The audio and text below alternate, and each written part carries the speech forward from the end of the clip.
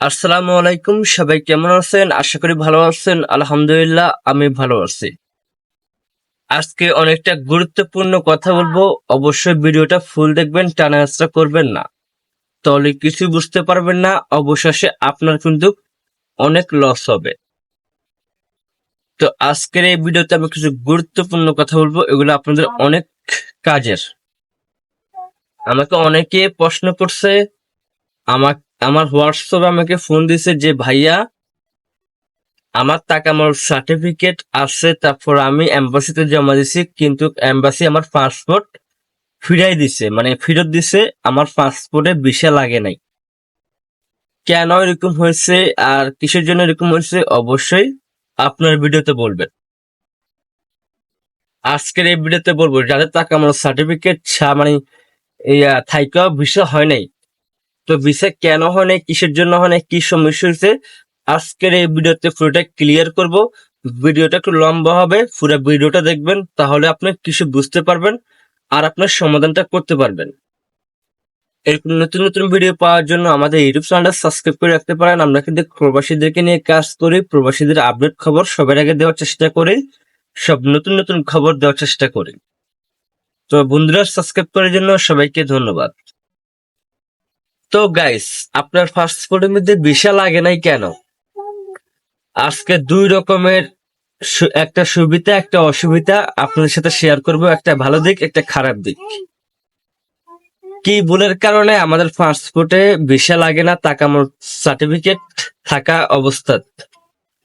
আমাদের টাকামোর সার্টিফিকেট আছে, তারপর আমাদের ভিসা কেন লাগে না? আমার আমার ভুল হইতেছে নাকি আমার এজেন্সি ভুল করতেছে? আমি ভুল করতেছি নাকি আমার এজেন্সি ভুল করতেছে? আমার টাকামোর সার্টিফিকেট থাকা অবস্থাও কেন আমার এম্বাসি আমাকে পাসপোর্ট ফেরত দিচ্ছে, আমার পাসপোর্টে ভিসা লাগে নাই কেন? অনেকের প্রশ্ন থাকে, অনেকের প্রশ্ন থাকবে, সামনের দিকে এরকম হবে। তো অবশ্যই পুরো ভিডিওতে ক্লিয়ার করব। প্রথমত আমি ভালো দিক দিয়ে বলি, আপনি একটা ভিসা কিনবেন, ওই ভিসাটা হয়তো কোনো এজেন্সি থেকে নিবেন, নতুবা আপনার কোনো আত্মীয় স্বজন থেকে নিবেন, নতুবা কারাগার থেকে নিবেন। ভিসাটা কেনার পর প্রথমত আপনাকে ওকালা করতে হবে। ওকালার পরে আপনাকে টাকামোর সার্টিফিকেট নিতে হবে। টাকামোর সার্টিফিকেট নেওয়ার পর আপনাকে মোফা করতে হবে। মোফার পরে আপনাকে এম্বাসিতে আপনার বইটা জমা দিতে হবে। 100% গ্যারান্টি আপনার পাসপোর্টে ভিসা লেগে যাবে। 100% গ্যারান্টি। এম্বাসি আপনার পাসপোর্টে ভিসা লাগিয়ে দিতে হবে, এম্বাসি পাসপোর্ট আপনাকে ফেরত দেবে না। এখন খারাপ দিক দিয়ে আমি বলতেছি। তো এখন খারাপ দিক দিয়ে বলতেছি, কেন এম্বাসি আপনার পাসপোর্ট ফেরত দিচ্ছে, আপনার এম্বাসি আপনার পাসপোর্টের মধ্যে কেন ভিসা লাগে না, কি ভুলের কারণে? প্রথমত আপনারা কি ভুল করছেন আমি বলি। আপনারা প্রথমত টাকামোর সার্টিফিকেট নিয়ে নিছেন, তারপর ওকালা করছেন, তারপর মোফা করছেন, তারপর এম্বাসিতে জমা দিচ্ছেন। তাই আপনাদের পাসপোর্টে ভিসা লাগে নাই, কোনো সমস্যা হয়েছে এখানে?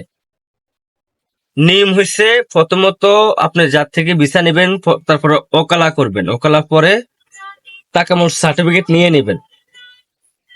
টাকামোর সার্টিফিকেট নেওয়ার পরে আপনাকে মোফা নিতে হবে। মোফা নিয়ে এম্বাসিতে জমা দিলে কিন্তু আপনার ভিসা রেডি, আপনার ভিসা লেগে যাবে। এখন আপনি খারাপ করছেন কি, যে প্রথমত আপনার ওকালা করেন নাই, আপনি হয়তো টাকামোর সার্টিফিকেট নিয়ে নিছেন আগে, নতুবা মোফা জমা দিয়েছেন, কিছু একটা জমা দিচ্ছেন আগে, আপনার টাকামোর সার্টিফিকেট হয়তো আগে দিয়ে জমা দিয়ে দিচ্ছেন। তাই আপনার পুরোপুরি মানে সবকিছু ঠিকঠাক আসছিল না, ঠিকঠাক ছিল না, তাই আপনার পাসপোর্টে ভিসা লাগে নাই, তা রিজেক্ট করে দিছে এম্বাসি। এখন আবার আপনাকে কষ্ট করে প্রথমত ওকালা করবেন, তারপর টাকামোর সার্টিফিকেট নেবেন, তারপরে মোফা করবেন, তারপর আপনার এম্বাসিতে জমা দেবেন। 100% আপনার ভিসা হয়ে যাবে। আপনার এজেন্সির সাথে কথা বলবেন, এজেন্সি যদি না পারে তাহলে আপনি অন্য ব্যবস্থা করবেন। অবশ্যই এজেন্সি পারবে, আপনি বুঝিয়ে বললে অবশ্যই এজেন্সি পারবে। এজেন্সি পারে না এমন কোনো কিছু নাই। তো অবশ্যই বুঝতে পারছেন। ভিডিওটা ভালো লাগলে শেয়ার করবেন, আর কিছু না বুঝতে পারলে আমার ভিডিও কমেন্ট আমাকে কমেন্ট করবেন। তো সবাই ভালো থাকবেন। আল্লাহ হাফিজ।